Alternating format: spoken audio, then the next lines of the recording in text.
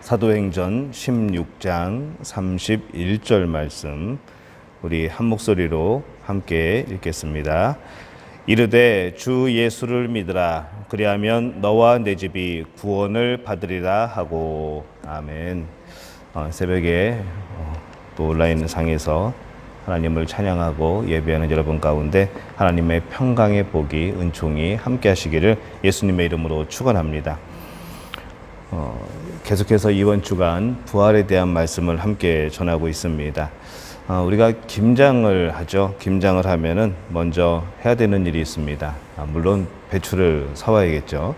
그 다음에 하는 일이 뭔가 하면은 배추를 소금에 절입니다. 그러면 이 배추에서 물이 빠지면서 줄어들죠. 우리는 그거를 숨죽인다고 그렇게 말을 합니다.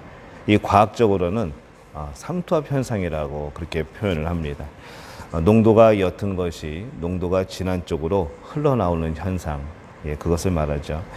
근데 이것을 우리가 꼭 김장 때뿐만 아니라 배추를 절이는 것뿐만 아니라 영적인 면에서 우리가 적용을 하다 보면은 이 구원받은 사람은 항상 주변의 사람에게 영향을 미치게 되어 있습니다. 어떤 가정에서 한 사람이 진정으로 구원을 받으면은 그 나머지 가족에게 그런 영적인 영향력이 미치게 되고 결국 가족들이 구원의 자리로 이끌려 나오게 되는 그러한 일들이 발생을 합니다. 이 사도 바울은 사도행전 16장 31절에서 이 빌립보의 감옥의 간수에게 이렇게 말을 하죠. 이르되 주 예수를 믿으라. 그리하면 너와 내 집이 구원을 받으리라. 이렇게 말씀을 합니다. 이 하나님의 구원은 반드시 십자가와 부활의 복음의 능력을 통하여서 먼저 한 사람이 변화가 됩니다. 그 한 사람이 구원되고 또 그 가정이 구원되는 역사가 이어지게 되는 것이죠. 그래서 나를 통해서 우리 가족에게 영향력이 제대로 발휘되지 못했다고 한다면은 이 구원의 일이 영향력 있는 놀라운 변화들이 일어나지가 않습니다. 왜냐하면 이 복음은 여러분과 여러분의 가정을 구원하는 능력이 있기 때문에 그렇습니다.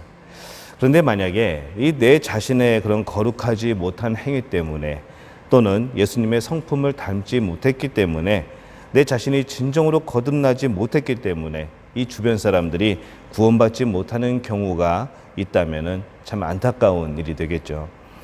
이 사도 바울은 분명히 주 예수를 믿는 복음이 너와 내 집을 구원한다 이렇게 말씀을 합니다. 이 나를 변화시키는 이 복음의 능력은 내 주변에 있는 사람까지 변화시킬 수밖에 없습니다. 그러면 이 부활의 신앙의 능력이 진정 발휘되어야 될 곳이 어딘가, 진정 나타나야 될 곳이 어딘가 우리가 살펴보면은 우리는 이 에베소서 말씀에서 그것을 찾습니다. 에베소서 5장 18절에서 22절까지의 말씀에 보면은 술 취하지 말라. 이는 방탕한 것이니 오직 성령으로 충만함을 받으라. 시와 찬송과 신령한 노래들로 서로 화답하며 너희의 마음으로 주께 노래하며 찬송하며 범사에 우리 주 예수 그리스도의 이름으로 항상 아버지 하나님께 감사하며 그리스도를 경외함으로 피차 복종하라.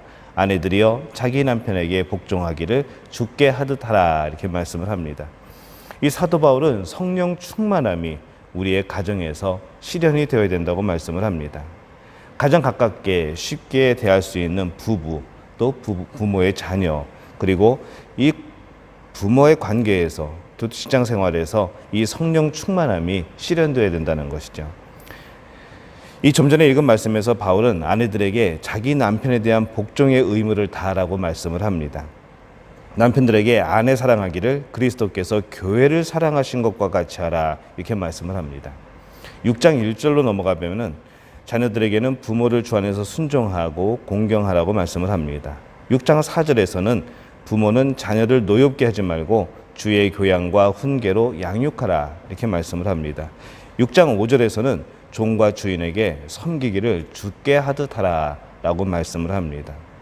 이 성령 충만하여서 이 부활의 능력이 나타나야 될 곳이 어디인가 하면 바로 내 자신 그리고 부부 또 부모와 자녀 가정과 직장입니다. 이 먼저 가정에서의 복종이 또 회복이 이루어져야 됩니다. 에베소서 5장 22절 보면은 아내들이여 자기 남편에게 복종하기를 주께 하듯 하라. 또 골로새서 3장 18절 말씀에 보면은 아내들아 남편에게 복종하라. 이는 주 안에서 마땅하니라. 이렇게 말씀을 합니다. 이 말씀의 근거가 어디부터 올라갈까요? 창세기부터 올라갑니다. 왜 부부의 구원에 있어서 이 성령 충만함에 있어서 왜 아내의 복종이 선행되어져야 되는가라는 것이죠. 이 하나님은 선악과를 따먹지 말라고 아담에게 말씀을 합니다. 이 아담은 이 명령을 하와에게 전달을 해주죠. 하지만 하와는 하나님의 명령에 복종하지 않습니다. 아내가 남편의 명령에 복종하지 않은 데에서 타락이 일어납니다. 그래서 이 구원받은 부부의 관계의 특징은 아내가 남편의 거룩한 지침에 복종하는 모습으로 나타나게 되는 겁니다.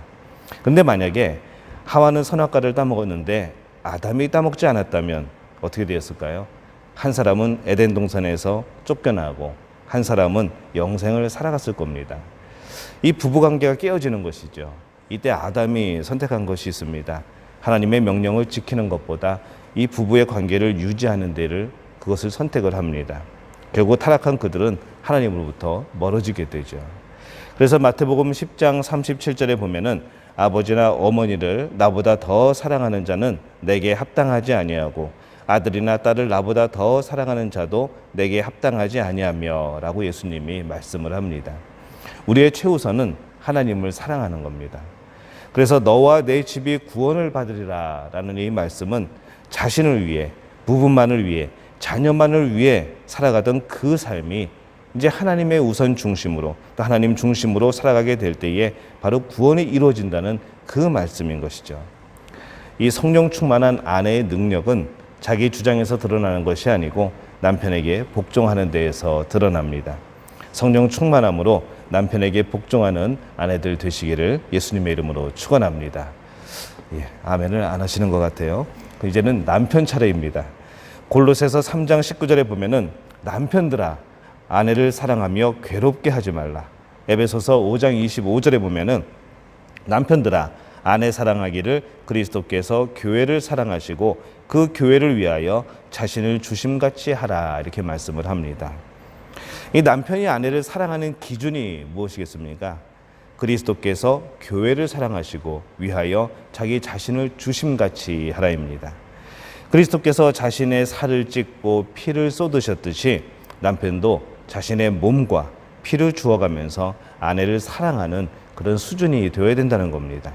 그냥 사랑해 이것으로 끝나는 것이 아니라 정말 내 몸과 피를 줄 정도로 사랑해야 된다는 것이죠. 그리고 그 다음 절에 이 부부의 관계를 예수님과 교회의 관계로 말씀을 합니다. 에베소서 5장 26절에서 27절에 보면은 이는 곧 물로 씻어 말씀으로 깨끗하게 하사 거룩하게 하시고 자기 앞에 영광스러운 교회로 세우사 티나 주름 잡힌 것이나 이런 것들이 없이 거룩하고 흠이 없게 하려 하심이라. 이렇게 말씀을 합니다.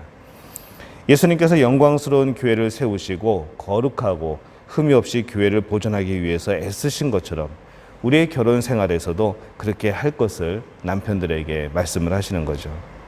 이 결혼이 뭘까요?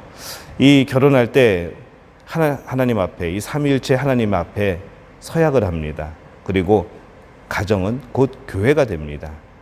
둘만 만나서 좋은 것이 아니라 그곳에 하나님이 개입하신 사건이 바로 결혼입니다. 이 하나님은 결혼을 통해서 무엇을 추구하시는가 하면은 그 작은 영광스러운 교회를 추구를 하십니다. 그래서 결혼 생활을 하는 데에는 성령 충만함이 필요합니다. 상대의 연약함에 대해서 인내하고 함께 어려움을 이겨나가고 70번씩 7번의 용서가 필요한 것이 결혼 생활이죠. 죄인과 죄인이 만나서 끊임없이 용서하는 것이 결혼 생활입니다. 이 결혼 생활에는 성령 충만함이 그래서 필요합니다. 부부가 성령 충만해야 서로 복종하고 또 사랑할 수가 있습니다. 이 성령 충만의 능력을 경험하는 우리 믿음 가족들 되시기를 예수님의 이름으로 축원합니다. 에베소서 6장 1절에서 3절에 보면은 자녀들아 주 안에서 너희 부모에게 순종하라. 이것이 옳으니라. 내 아버지 어머니를 공경하라. 이것은 약속이 있는 첫 계명이니 이로써 내가 잘되고 땅에서 장수하리라. 이렇게 되어 있습니다. 이 자녀들은 주 안에서 부모에게 순종해야 됩니다. 그러나 무조건 순종하라는 것이 아니죠. 주 안에서라고 단서가 붙습니다. 주 안에서 순종하는 겁니다. 그 나머지 부분에 대해서는 정성을 다해서 효도하는 것이죠. 그 복이 뭡니까? 내가 잘 되고 땅에서 장수하리라. 그 말씀은 분명히 이루어질 줄로 믿습니다. 에베소서 6장 4절에 보면은 또 아비들아 너희 자녀를 노엽게 하지 말고 오직 주의 교훈과 훈계로 양육하라 이렇게 되어 있습니다. 자녀에게 상처를 제일 많이 주는 사람이 누구일까요?